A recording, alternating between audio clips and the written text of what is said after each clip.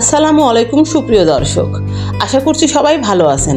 আজকে আমি একদমই ভিন্ন স্বাদের এবং খুবই মজাদার একটি রেসিপি নিয়ে চলে এসেছি।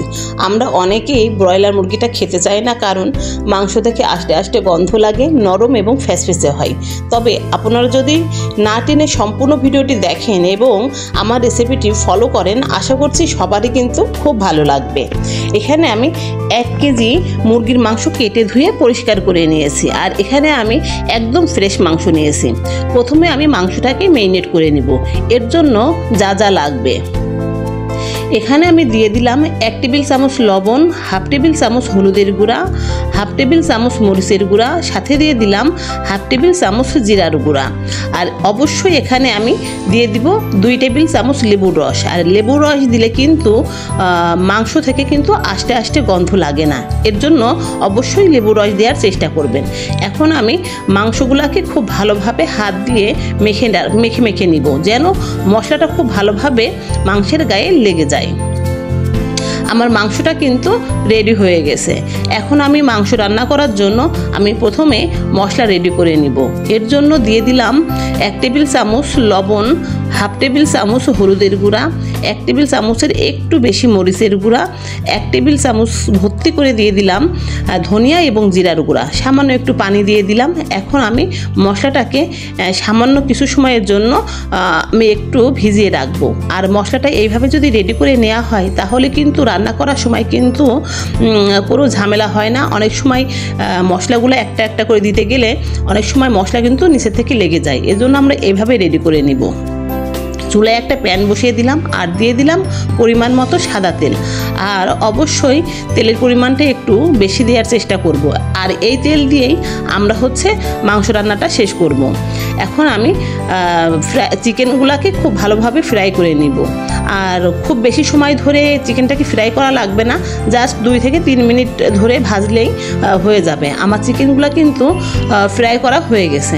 এখন আমি কিছু মশলা এখানে নিয়েছি 2-3টা তেজপাতা, কয়েক টুকরা গোলমরিচ, কয়েক টুকরা লং, আর সাথে দিয়ে নিয়েছি কয়েক টুকরা এলাচ এবং দারচিনি।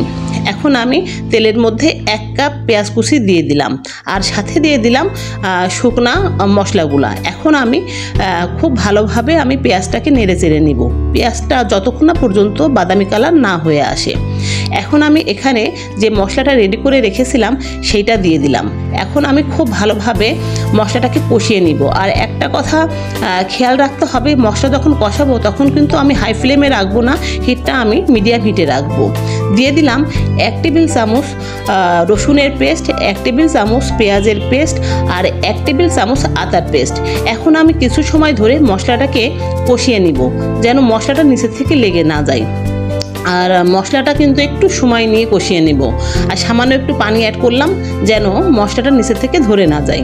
এভাবে আমি মশলাটাকে কিছু সময় ধরে কষিয়ে নিব। আর মশলাটা একটু সময় ধরে কষিয়ে নিলে কিন্তু যে কোনো রান্নায় কিন্তু স্বাদটা কিন্তু দ্বিগুণ বেড়ে যায়। কয়েক টুকরা আমি এখানে টমেটো দিয়েছি। অবশ্য আপনারা এখানে টমেটোর পরিবর্তে এখানে টমেটোর সসও ইউজ করতে পারেন।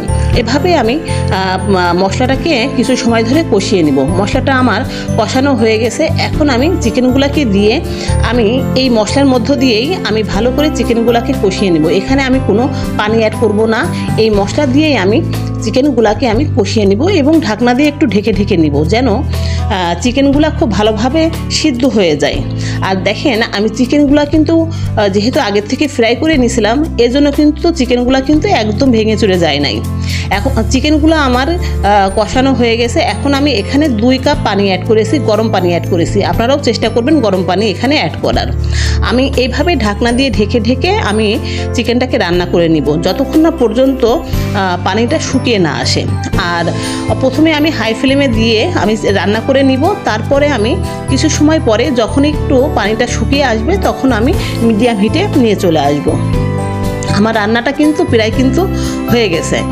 আর যখনই আমার রান্নাটা প্রায় কমপ্লিট হয়ে যাবে, ঠিক লাস্ট মুহূর্তে আমি একটু সময়ের জন্য 10 মিনিটের জন্য লো হিটে রাখবো, যেন মাংসটা যেন মাখো মাখো হয় এবং তেলটা যেন মাংসের উপরে উঠে আসে।